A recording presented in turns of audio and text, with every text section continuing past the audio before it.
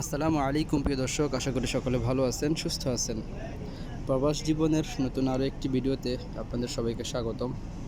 পুরো ভিডিও জুড়ে সাথেই থাকুন।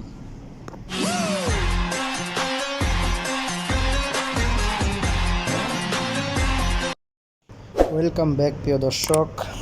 ঈদের ঈদের পর আমরা 2 দিন ছুটি পেয়েছিলাম। ঈদের ছুটি ছিল, ঈদের দিন ডিউটি ছিল। ঈদের দিন ডিউটি করার পর আমরা সবাই অনেক ক্লান্ত ছিলাম। তারপর ঈদের পরের দিন আমরা পরিপূর্ণ বিশ্রাম নেই এবং তারপরের দিন আমরা একটু ঘোরাফেরা করতে বের হই সবাই মিলে। তা আমাদের এখান থেকে, আমরা যেহেতু আলখোদে থাকি, আমাদের আলখোদ থেকে ওমান সাগরটা খুব কাছেই ছিল। তো চলে আসলাম।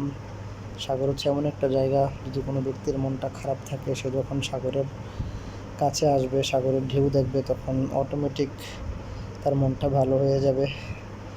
দেখতেই পাচ্ছেন যে আসলে কত চমৎকার ভিউ ছিল, কত সুন্দর লাগতেছিল সাগরের পাড়ে হাঁটার সময়।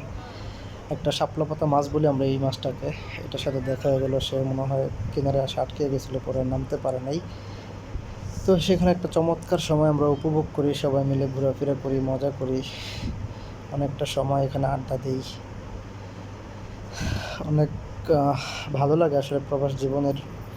আপনার এই ছোটো ছোটো আনন্দগুলাই আপনার মনকে ভালো রাখবে। প্রবাসে তো আসলে কাজের বাইরে অন্য কোনো কিছু না। একটা পর্যায়ে ঘোরাফেরা শেষ করে আবার কর্মস্থলের দিকে রওনা হয়ে যাই। সবাই ভালো থাকবেন। আসসালামু আলাইকুম।